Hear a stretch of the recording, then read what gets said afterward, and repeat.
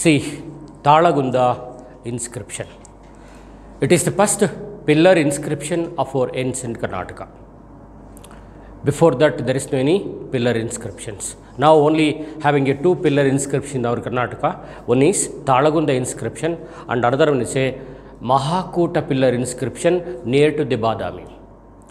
Remaining inscription of the Karnataka, which were represented the inscriptions written on the rocks. Okay, ಇದು ಮಾತ್ರ ಎರಡೇ ಕರ್ನಾಟಕದಲ್ಲಿ ಸ್ತಂಭ ಶಾಸನಗಳಿರುವಂಥದ್ದು. ಒಂದು ತಾಳಗುಂದ, ಇನ್ನೊಂದು ಜಯಕೂಟ ಅಥವಾ ಮಹಾಕೂಟ ಅಂತ ಬಾದಾಮಿ ಪಕ್ಕ ಬರುತ್ತೆ. ಅದು ಬಾದಾಮಿ ಚಾಲುಕ್ಯರ ಕಾಲಕ್ಕೆ ಸಂಬಂಧಪಟ್ಟಿದ್ದು. ಅದು ಬಿಟ್ಟರೆ ಇನ್ನೊಂದು ಅಂತಂದರೆ that is called the name of the Talagunda inscription. Both are Talagunda and Halmidi both are belongs to the 5th century CE. Okay, so ಇದು major important things. And other important things it found in the behind the Pranaveshwara temple of Talagunda. ತಾಳಗುಂದದ ಪ್ರಣವೇಶ್ವರ ದೇವಸ್ಥಾನದ ಪಕ್ಕದಲ್ಲಿ ಈ ಶಾಸನ ಪತ್ತೆಯಾಗಿದೆ. Yes, it found in the it was written in the Sanskrit language. ಇದು ಸಂಸ್ಕೃತ ಭಾಷೆಯಲ್ಲಿ ಬರೆಯಲ್ಪಟ್ಟಿರುವಂಥ ಪ್ರಮುಖ ಶಾಸನ ಅಂತ ಕುರಿತು ಮಾತನಾಡ್ತೀವಿ. Okay, so this the important steps in associated this one. Yes, it edited in the Epigraphic of Karnataka by D.B.L. Rice. Okay, it edited in Epigraphic of Karnataka by D.B.L. Rice, Benjamin Louis Rice, well-known epigraphist of the British India. British ಭಾರತದ ಖ್ಯಾತ ಶಾಸನ ತಜ್ಞ B.L. Rice ಇದನ್ನು ಎಪಿಗ್ರಫಿಕ್ ಕರ್ನಾಟಕದಲ್ಲಿ ಅದನ್ನು ದಾಖಲು ಮಾಡಿದ್ದಾರೆ. ಅರ್ಥ ಆಯ್ತಾ? ಆಮೇಲೆ ಇದು ಕದಂಬರ ವಂಶಾವಳಿಯನ್ನು ಕುರಿತು ಮಾಹಿತಿ ತಿಳಿಸುತ್ತದೆ. It focused the chronological order of the peoples of the Satavahanas. ಈ ಥರದೆಲ್ಲ ಹೊರನೋಟಕ್ಕೆ ನಮಗೆ ಗೊತ್ತಿರಬೇಕಾದಂಥ ಅಂಶಗಳು. And also it focused the Kanchi incident. ಅರ್ಥ ಆಯ್ತಾ? ಇವೆಲ್ಲ ನಿಮಗೆ important developments of the this one. Next one, another important development that is called Halmidi.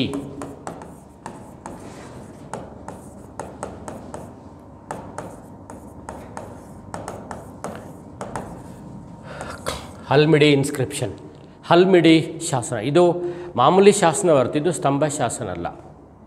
ಅರ್ಥ ಆಯ್ತಾ? ಇದು ಮುಖ್ಯವಾಗಿ ಬಳಪದ ಕಲ್ಲಿನ ಮೇಲೆ ಕೆತ್ತಿರುವಂಥ ಶಾಸನ. Written on soapstone or soapstone or steatite stone. Okay, ಅದರಲ್ಲಿ ಕೆತ್ತಿರುವಂಥ ಪ್ರಮುಖ ಶಾಸನ ಅಂತಂದದ್ದು that is called the name of the this one. Yes, the inscription Halmidi was found in the village of Halmidi of which district? Hassan district. Okay, it belongs to the Beluru Taluk of Hassan district. Belur ತಾಲೂಕಿನ ಹಾಸನ ಜಿಲ್ಲೆಯ ಗ್ರಾಮದ ಹೆಸರು ಹಲ್ಮಿಡಿ. ಅರ್ಥ ಆಯ್ತಾ? ಇದು ಅವರಿಗೆ ಆಕಸ್ಮಿಕವಾಗಿ ಸಿಕ್ಕಿದ್ದು. ಅರ್ಥ ಆಯ್ತಾ? It was accidentally found. ಇಡೀ ಕರ್ನಾಟಕದಲ್ಲಿ ಫಸ್ಟ್ ಶಾಸನಗಳೆಲ್ಲವನ್ನು ಓದಿ ಅಧ್ಯಯನವೆಲ್ಲ ಕಲೆಕ್ಟ್ ಮಾಡಿದ್ದವ್ರು ಯಾರು? ಕರ್ನಾಟಕದ ಎಷ್ಟೆಷ್ಟು ಶಾಸನಗಳಿದೆ ಅದನ್ನೆಲ್ಲ ಮೊದಲು ಕಲೆಕ್ಟ್ ಮಾಡಿ ಸ್ಟಡಿ ಮಾಡಿದ್ದವರು ಯಾರು? B.L. ರೈಸ್. ಅರ್ಥ ಆಯ್ತಾ? B.L. ರೈಸ್ ಆದಮೇಲೆ ಕರ್ನಾಟಕದ ಶಾಸನಗಳನ್ನು ಕುರಿತು ಅಧ್ಯಯನ ಮಾಡಿದವರು ನಮಗೆ M.H. Krishna. After the B.L. Rice, okay, ಅವ್ರದ್ದೊಂದು ಪ್ಲ್ಯಾನ್ ಇತ್ತು. B.L. ರೈಸ್ ಯಾವ ಶಾಸನಗಳನ್ನು ಅಧ್ಯಯನ ಮಾಡಿದೋ ಅಂಥ ಶಾಸನ ಅಧ್ಯಯನ ಮಾಡಬೇಕು ಅನ್ನೋದು ಇವರ ಉದ್ದೇಶ. ಹಾಗಾಗಿ ಈ collected the remaining inscription of the Karnataka which were edited by the earlier B.L. Rice. ಅದು ತಮಗೆ ಗೊತ್ತಿರಬೇಕಾದಂಥ developments. One of the major important things Halmidi.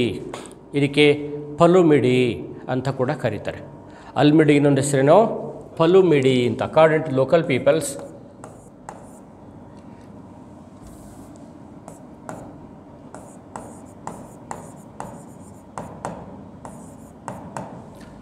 ಪಲುಮಿಡಿ ಅಂತ ಸ್ಥಳೀಯ ಭಾಷೆಯಲ್ಲಿ. ಹಾಗಾಗಿದು ಈ ಶಾಸನ ನೋಡಿದ ಮೇಲೆ is it the first village of the Kannada language? Kannada ಭಾಷೆಯ ಮೊದಲ ಗ್ರಾಮನ ಇದು? ಕನ್ನಡ ಭಾಷೆಯ ಮೊದಲ ಗ್ರಾಮನ?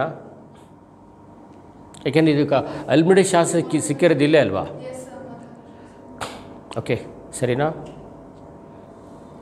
ಓಕೆ, ಕನ್ನಡ ಭಾಷೆಗೆ ಶಾಸನ ಕೊಟ್ಟಂಥ ಗ್ರಾಮ ಹೊರತು ಮೊದಲ ಕನ್ನಡ ಗ್ರಾಮ ಏನಲ್ಲ. ಕರ್ನಾಟಕದಂತೆ ಇದ್ದಂಥ ಎಲ್ಲ ಗ್ರಾಮಗಳು ಕೂಡ ಕನ್ನಡ ಗ್ರಾಮಗಳೇ. ಈ ಗ್ರಾಮದ ಹೆಗ್ಗಳಿಕೆ ಏನು, ಪ್ರೈಡ್ ಏನು ಅಂತಂದರೆ, it provide the first Kannada written record.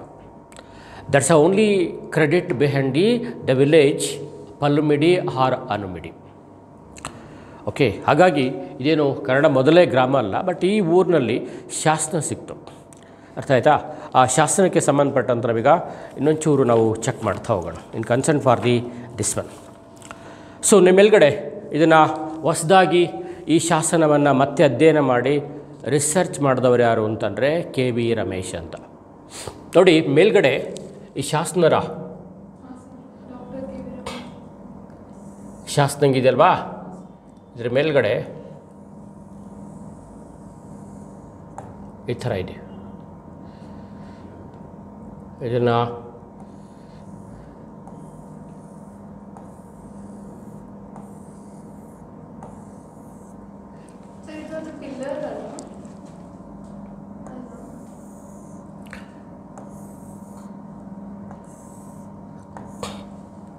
This is the model of this inscription. ಆಯಿತಾ? ಮಧ್ಯದಲ್ಲಿ ಈ ಥರ ಚಕ್ರ ಇದೆ.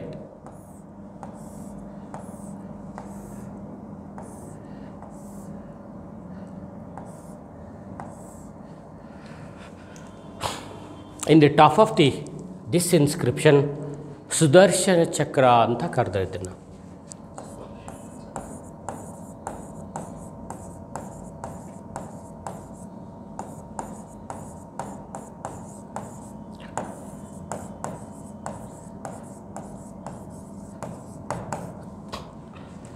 ಇದನ್ನು the top of this inscription recognised as a Sudarshana Chakra ಅಂತ ಅರ್ಥ, ಅಥವಾ ಇದರ ಶಿರೋಭಾಗ ಅಂತ ಕರೆದರೆ ಮೇಲ್ಭಾಗ ಅಂತ ಅರ್ಥ.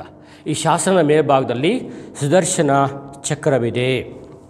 ಅಂಡ್ ಅನದರ್ ಒನ್, ಇಲ್ಲಿ ಟೋಟಲ್ಲು ಶಾಸನ ಸ್ಟಾರ್ಟ್ ಆದರೆ ಇಟ್ ಕಂಟೈನ್ಡ್ ದಿ 16 ಲೈನ್ಸ್, 16 ಸಾಲುಗಳನ್ನು ಈ ಶಾಸನ ಒಳಗೊಂಡಿದೆ. ಫಸ್ಟ್ ಲೈನು ಸ್ಟಾರ್ಟ್ ಆಗೋದು ಸಂಸ್ಕೃತ ಶ್ಲೋಕದಿಂದ ಆರಂಭವಾಗುತ್ತೆ. ಉಳಿದ ಎಲ್ಲ ಸಾಲುಗಳು ಅದು ಪೂರ್ವದ ಹಳಗನ್ನಡದಲ್ಲಿ ಬರೆಯಲ್ಪಟ್ಟಿದೆ. Total it contained the 16 lines. 16 ಸಾಲುಗಳನ್ನು ಒಳಗೊಂಡ ಶಾಸನ ಅಂತಂದರೆ ಅದು ಹಲ್ಮಿಡಿ ಶಾಸನ ಅಂತ ಕುರಿತು ಮಾತನಾಡ್ತೀವಿ. ಈ ರೀತಿ ಎಲ್ಲ ಲೈನ್ಸನ್ನು ನಾವು ಗುರುತಿಸ್ಕೊಳ್ತಾ ಹೋಗ್ತಾ ಇರ್ಬೋದು. This developments and other important.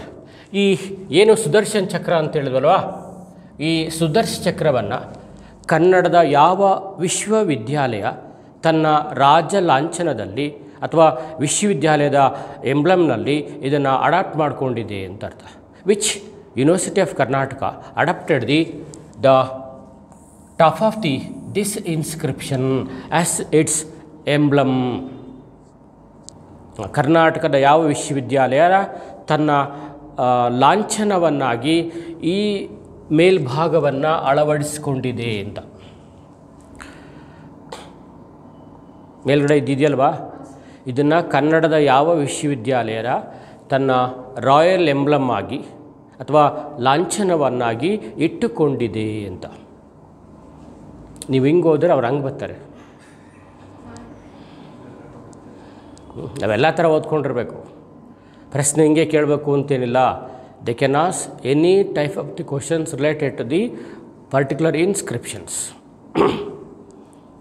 ಅರ್ಥ ಆಯಿತಾ? ಹಾಗೆ ತಾವು ಓದಿರಬೇಕು. ಬೇಕಾದ್ರೆ ನೀವು ಚೆಕ್ ಮಾಡಿ ನೋಡಿ, ಇಲ್ಲಿ ಮೇಲ್ಗಡೆ ನಿಮ್ಮ ಮೊಬೈಲ್ನಲ್ಲಿ ಚೆಕ್ ಮಾಡಿ ಹಲ್ಮಿಡಿ ಇನ್ಸ್ಕ್ರಿಪ್ಷನ್ ತೊಗೊಡಿರಿ, ಇದು ಬರ್ತಿದಲ್ಲ.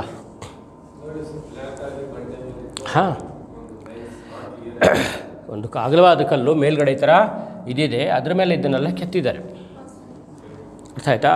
So that is called of the Halmidi inscription.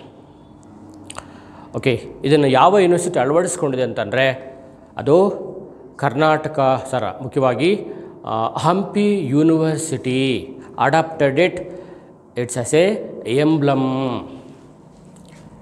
Hampi university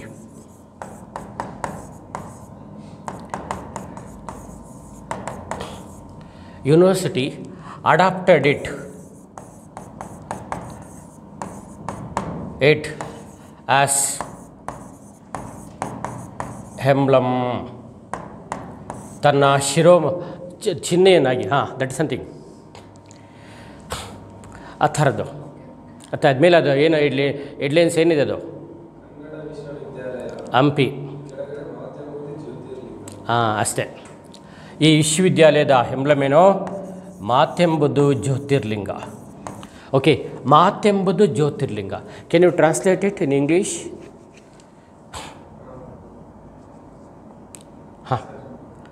ಮಾತು ಎಂಬುದು ಲಿಂಗ ಥರ ಅಂತ ಅರ್ಥ.